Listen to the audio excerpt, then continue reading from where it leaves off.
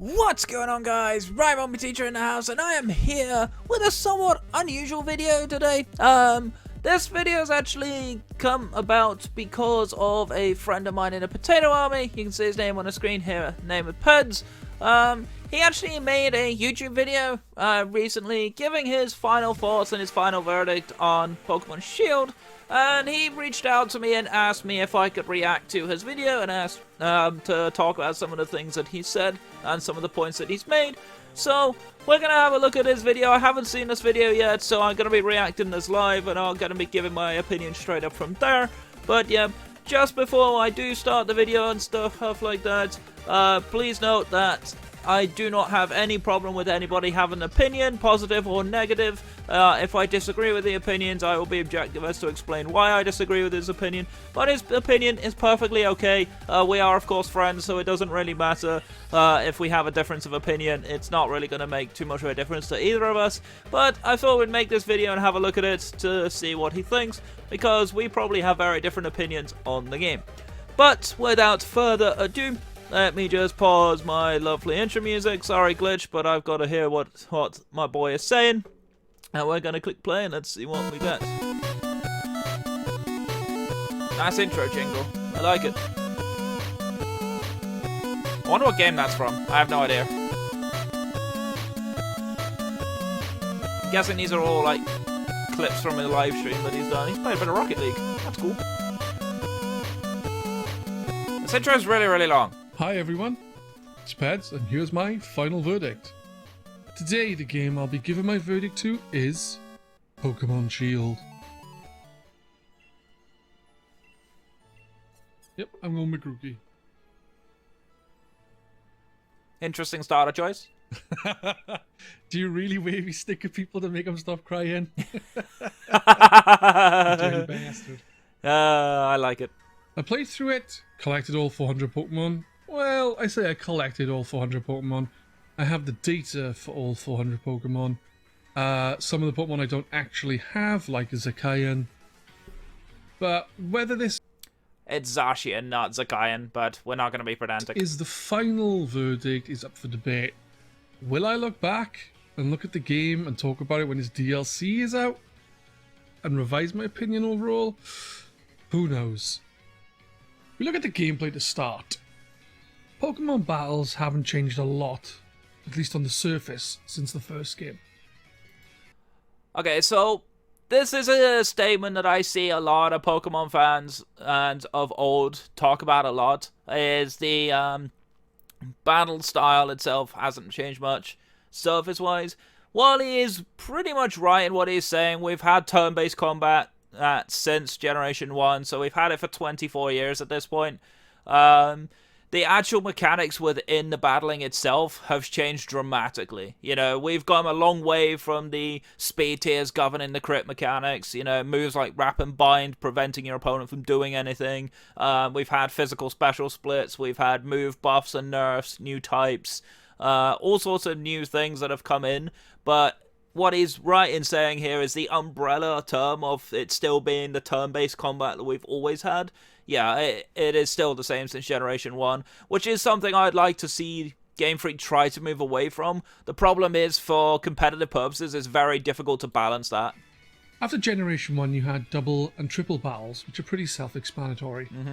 Held items, which are items that you give to your Pokemon to hold. Yep. During battle, they can either do something like heal every turn, or when your Pokemon's low on health, give you a big boost. Abilities are also one of the biggest additions to Pokemon. And then you have the more gimmicky additions, which are Mega Evolutions and Z-moves. And Dynamax, Pokemon of Sword and course. Shield haven't really added anything as significant as the earlier titles. They do have their gimmick to their battles, which is Dynamaxing. Dynamaxing is using an ability to make your Pokemon a giant. It only lasts 3 turns, so thinking tactically could be a wise decision on when to use it. Yep, absolutely. To be honest, I never needed to during the game. I Dynamax whenever I felt like it, or when nearing the end of the game, I didn't bother with some fights. I think Dynamaxing is going to be more of a strategic play in the online and competitive scenes. Absolutely. For those of you who watch my channel all the time, you'll know this. I've played a lot of different battles where Dynamaxing and how you use these max move and the Dynamax moves actually can change the course of a battle, and poor usage of it actually makes the mechanic somewhat weak, which is why a lot of people talk about Dynamax being a broken mechanic. I personally don't think it is. I think it's a mechanic that requires a lot of skill to be able to use properly. But yeah, it's a very interesting mechanic. But it is kind of similar to what Peds is saying here. It's not that important for the playthrough. Like, yes, it's cool to do it. Like, I tended to do it. I've actually did on a Sword and Shield Nuzlocke with my good friend Lady Sora over on my Twitch channel recently. We finished that up about a week or so from the time recording this. And in there, I just Dynamax for style points a lot of the time because it was funny. But other than that, yeah, I didn't really have a need for Dynamax all that much. Along with Dynamaxing, there are max raids, which you fight a Dynamax Pokemon that has 5 levels of difficulty. Max raids are generally tougher than normal wild Pokemon encounters, and they add multiplayer to the battles.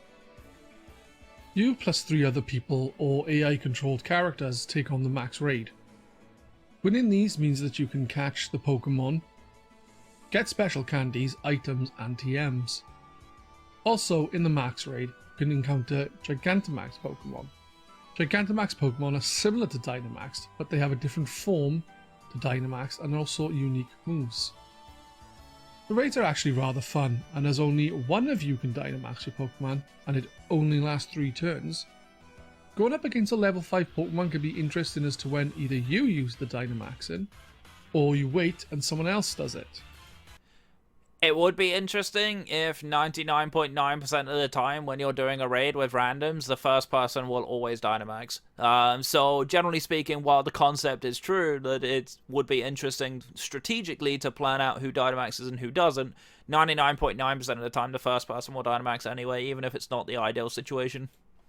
As I said, the battles are largely unchanged other than Dynamaxing. It's the same traditional turn-based battles.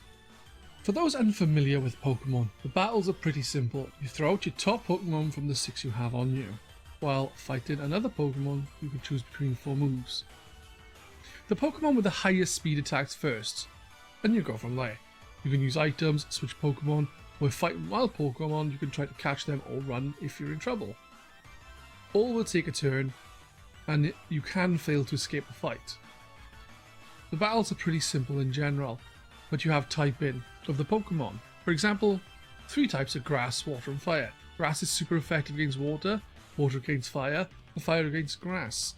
It adds a tactical element to the game, making sure that you use the right monsters at the right times.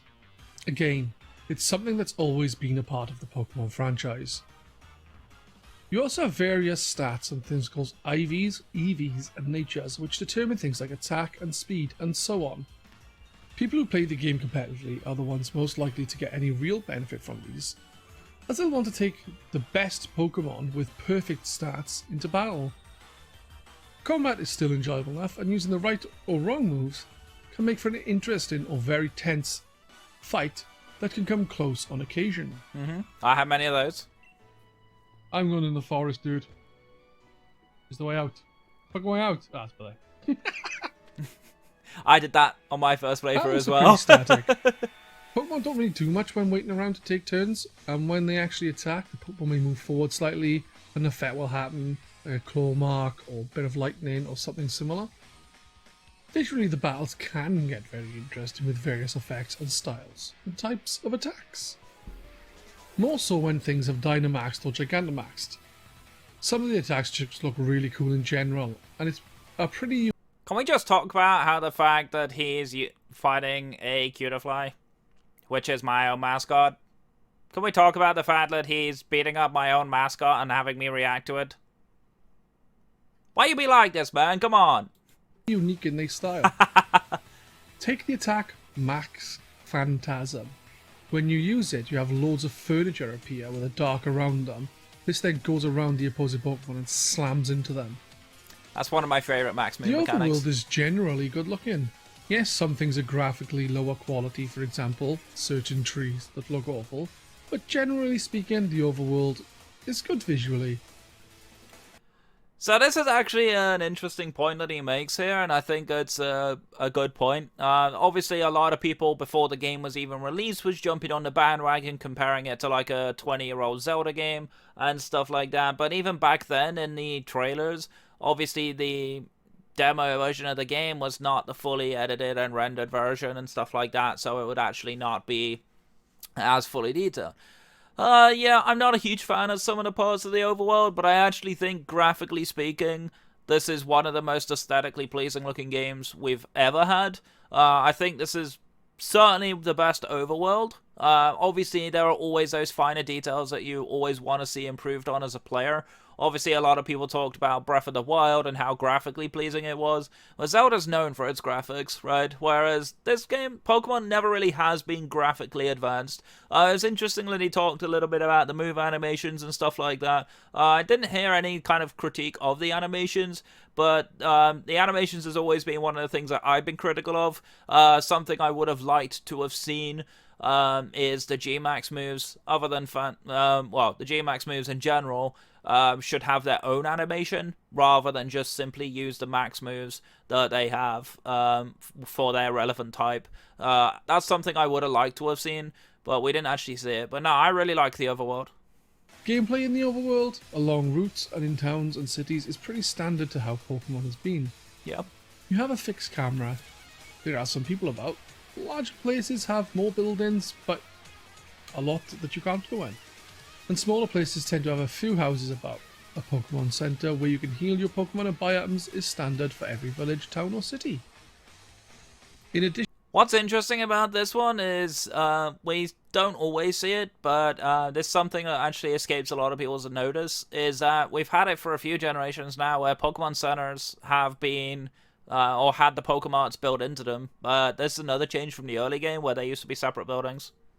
In addition to that, you'll find that the towns and cities are a way to find gyms and take on gym leaders. This is the game's story focus. You, as a character, want to become the Pokemon champion.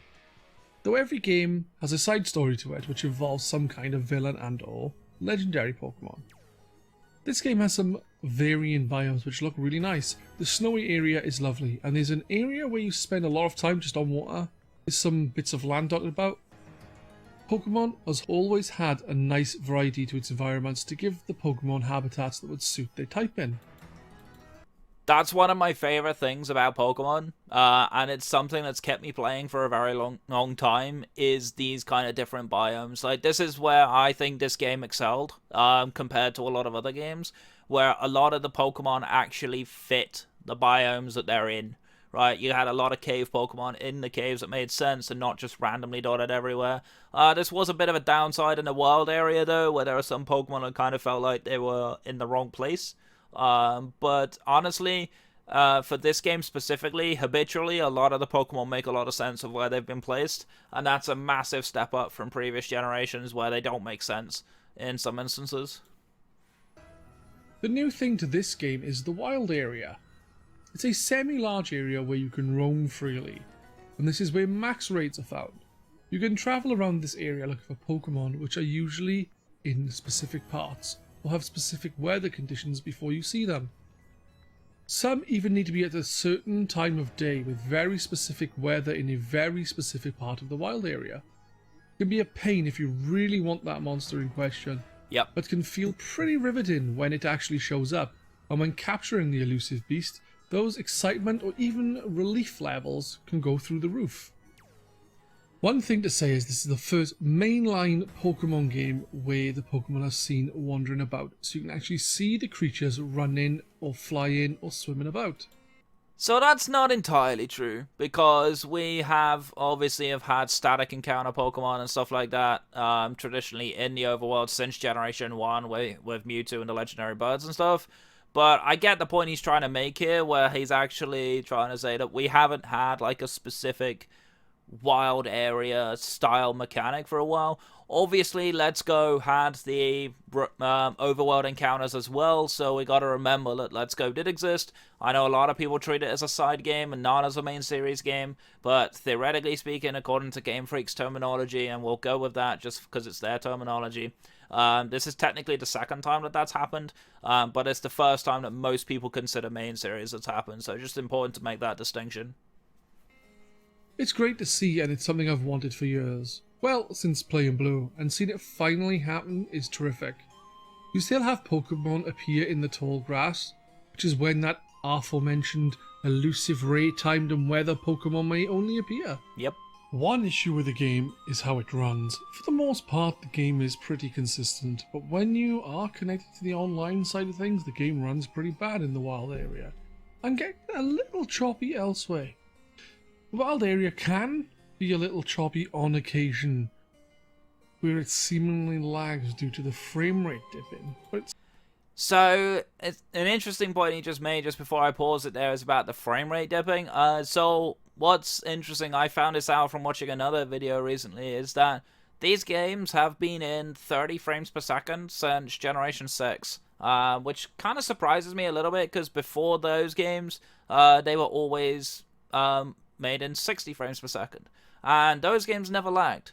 So it's kind of interesting as to why they moved down to 30 FPS, but in a way I'm almost happy they did, because imagine the amount of latency you would have at 60 FPS in the wild area as it is right now.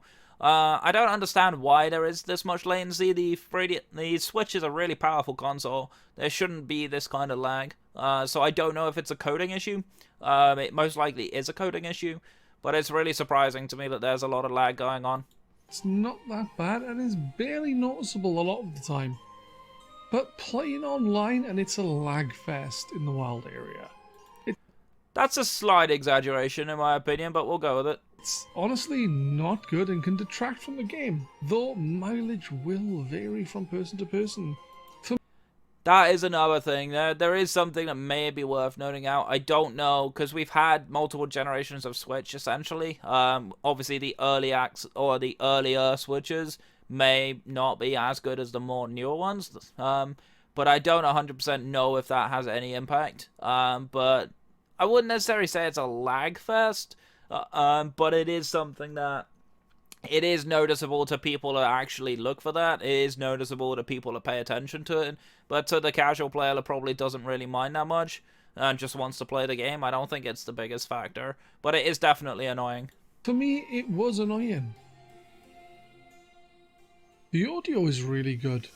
All the moves have wonderful accompanying sounds, with sound effects in general being clear and distinct enough to realise what the sound effect is signalling after you hear it a few times.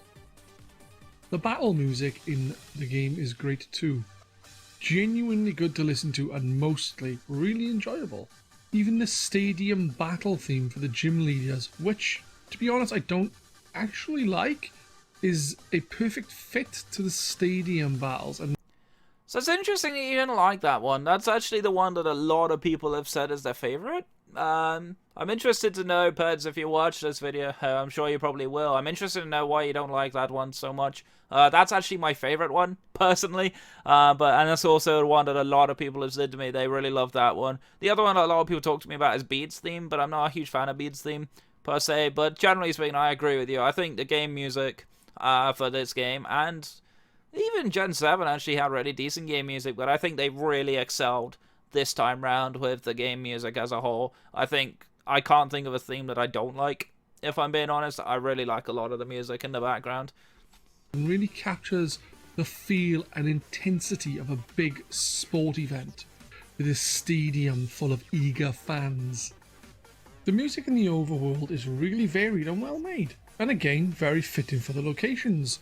For example, you start in a small little town and the music is mellow, relaxing, and it kind of emphasises this place is a sleepy little village. You soon head into a foggy, wooded area where the music changes to become more mysterious, and you get the feeling of unease and the sense of something foreboding is awaiting. Afterwards, you finally head to Route 1 and it starts bouncy and super upbeat, signifying this is it. This is going to be the journey that you've been waiting for. This is the beginning. Onward to glory. The music is really good in all aspects, and I can't really find fault with it. It is somewhat disappointing that only Pikachu and Eevee have the anime cries instead of the odd cries that are made in game, though I only say somewhat, as I do like the more animalistic noises as well. I'm the same. I've always preferred the animal noises. Every time I see him, it looks like he's straining for a poo? Yep, we had a bit of a meme on this on my Twitch stream with Lady Sahora that he's really trying to squat and really forcing himself pretty hard there. Yeah, I personally hate this animation as well. The designs of Pokemon have been great over the last few generations. Yes, every generation has duds. I just found that the quality was screwed for the better in earlier generations, and as the generations kept coming, the skew went the other way. Many Pokemon were not very nice to look at, or were completely daft, or simply too busy with too much going on. For me, this generation has introduced many Pokemon that are genuinely cool, or interesting, or cute. I agree with that. I think that's one of the interesting points to me, is design-wise. There are some Pokemon I'm not the biggest fan of, personally, but it is a personal preference. Their designs do actually make sense for their concept. And even for me as a competitive player, a lot of my value in what I like about a Pokemon comes from their competitive mechanics. And this generation was the generation where Game Freak tried to push a lot more people into competitive play. So inherently, a lot of Pokemon really were geared towards competitive. Even like the early round Pokemon, we saw Wooloo there. Dubwall is actually very, very strong. If you actually use it correctly, it has a very solid pair of moves in Cotton Guard and Body Press. Pokemon like Corviknight, of course, we saw Rookidee in Route 1. Like, Corviknight is a very, very high tier competitive Pokemon. It's very sought after. There's a lot of really, really good competitive Pokemon in the game, and I think that's what really sells this game for a competitive player. But I actually really like a lot of the design concepts as well. I think they make so much sense. The designs seem much better than the last few generations. When you compare bad to good designs, the ratio again is skewed towards Pokemon just being better. I'm not saying that this has no bad Pokemon, or that later gens that came before this one were all awful. As I said, each generation has some bad and also some good Pokemon. Some of the designs in this for new Pokemon are really interesting. Look at SwSh. It's a really funny teacup Pokemon that fits perfectly with the Galar region, and the fact it is based on the UK. I actually like the Big up UK. Pokemon. I have to say I hate it because I don't like tea. We need to have a talk, Peds. How do you not like tea? What's wrong with tea? What did tea ever do to you, huh? Nah, I'm joking. You're entitled to your preferences. There's also a fair few Pokemon based around rock. You only have to look at Toxtricity with its low-key and amped-up forms. Amped up being based around the guitar, and low-key being based around the bass.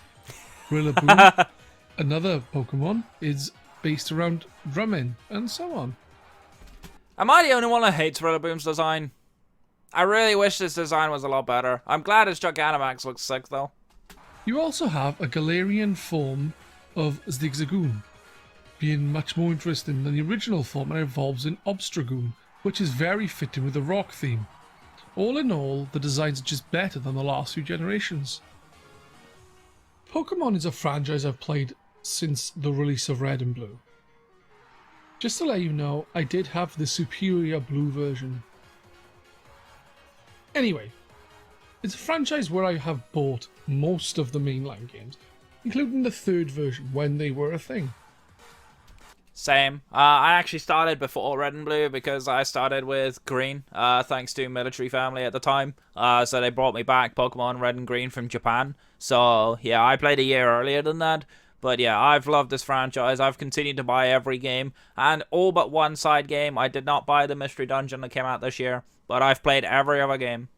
So yeah, I definitely really enjoy a lot of the games and the side games and stuff like that. So yeah, we're in the same boat on that one, Puds. One issue I have is that the franchise is still 2 games. It's not needed, and to be honest, with all the online stuff making it super easy to get all the Pokemon, There's no real need. Maybe. So that's an interesting one, because we don't really tend to hear that comment a lot, but I do agree with the other. I think, honestly, having 2 games kind of seems a little bit pointless when the only sort of difference a lot of the time between the story is just the box art legendary and the thing that you're playing through. But then comes the question of how do you program a story that includes both? And I think that's going to be the kind of question that needs to be answered here. With this game, I think actually they kind of already did, because both legendaries do appear at parts of the game, and you do actually fight them both at one point. So it's an interesting one. It's an interesting topic for debate. Yeah, I can see a justification for there being one game. I don't know. I kind of like the exclusivity of it, though, where the variances occur. But yeah, I can definitely see a good argument for there being one game. It would make it a lot cheaper for the consumer, but it also means Game Freak make less money. So I think that's part of the other reason why they do both, is to try and entice you to buy more. I have both games, not going to lie to you. I have 2 Switches and both games, so just the way it goes. But yeah, one game would be nice. Maybe it drives sales up? I don't know, but it feels completely unnecessary to me now. And what makes it worse in this game, which is a real bloody annoyance, is that it's not just a few Pokemon that are different. No, they made it so to experience everything you need to play both games, as 2 gyms and their leaders are different in each edition. In Sword you have Bee, the fighting type gym leader, instead of Alistair, the ghost type, along with Geordie, the rock type gym leader in Sword, instead of Melanie, the ice type gym leader in Shield. I guess it's not something that massively changes the story, but it still means to battle each and every gym leader you need to buy both versions of the game, or at least have access to the other version if you have one. I'm unaware if this has happened before, but it's genuinely an awful practice from my point of view. So to answer that kind of question, as it is, has it happened before? Version exclusive Pokemon has always been a thing. Even in Generation 1, there were certain Pokemon you can only get in Red and Blue. There were certain Pokemon you couldn't even get in Yellow, and that was an expanded version. So, generally speaking, we've always had exclusivity in the games. We have not had exclusive gym leaders before. This was the first generation to introduce that.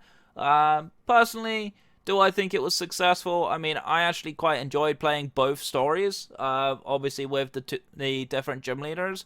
Does it add enough value to me to merit 2 games? I'm not sure. I would much rather just have more gyms and then face both, right? We don't have to have 8 gyms. We've had 8 gyms for a very long time. Fan games like Reborn and stuff like that have had 18 gyms. They've had a gym for every type, right? It'd be interesting to see if we ever move to one game. Would we ever just move to having more gyms and have a longer story mode? And would people really want that? And I hope that this does not become the norm. They could have made it so all 10 were in one game, but only 8 were necessary to beat, leaving 2 optional. Instead, they went down a route that I honestly believe was a decision made with money as the main interest. Pokemon Shield was at points looking like it would be a true evolution to the franchise.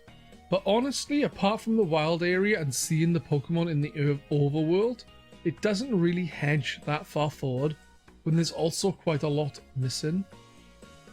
Which brings me to the Fampy in the room. The removal of a few hundred Pokemon. For me personally, I'm not actually that bothered by it.